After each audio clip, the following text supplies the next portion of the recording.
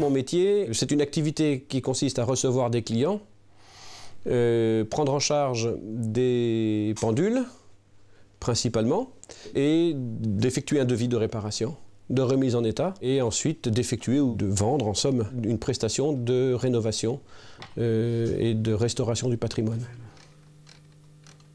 Vous avez des horlogers qui ont pour fonction de travailler dans ce que l'on appelle des manufactures, c'est-à-dire qu'ils vont être salariés dans des entreprises de fabrication de montres. Deuxième façon de procéder, c'est d'être salariés dans ce que l'on appelle des stations techniques, services après-vente pour les grandes marques. Et puis vous avez d'autres métiers qui vous approchent des clients, qui sont, on va dire, horlogers de campagne. C'est un petit peu ce que je fais, en somme. Vous êtes donc dans une ville, vous recevez des clients et vous prenez en charge leurs objets directement. Il y a également l'activité d'horloger bijoutier, où vous faites la promotion de produits neufs. Vous vendez des montres à quartz, des montres mécaniques.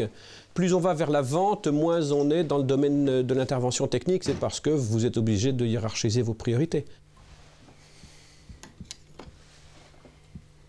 On dit que l'horlogerie, c'est le métier aux 1001 outils.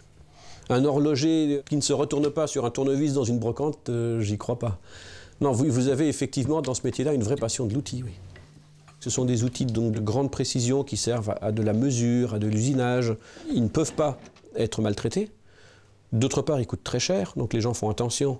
Et ils sont beaux en plus, donc ça confère un peu de respect. Dans le domaine des pendules, comme des montres d'ailleurs, vous avez des pendules de qualité industrielle ou semi-industrielle dans lesquelles on n'attend pas de surprise, c'est-à-dire que ce qu'on va trouver, on le connaît.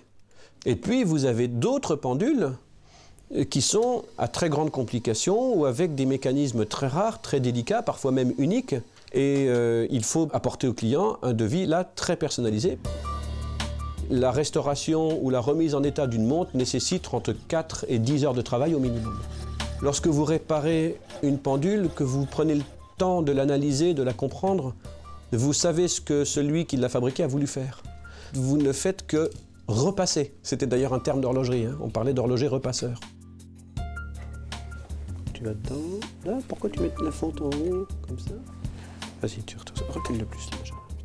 Ce dont vous avez besoin, c'est de la dextérité, l'habileté manuelle, c'est de qualité visuelle à quelques centièmes de millimètre près. Vous ne travaillez pas en horlogerie comme quand vous réparez une mobilette. Il y a un rapport intuitif avec la matière énorme. On a beaucoup besoin de sensibilité, d'une sorte d'intelligence affective en fait. Lorsque vous usinez par exemple un métal, vous devez vous rendre compte au son, à l'odeur, à la température, à la vibration, si vous devez appuyer plus ou moins fort. Il y a un lien entre vous et l'objet que vous tenez.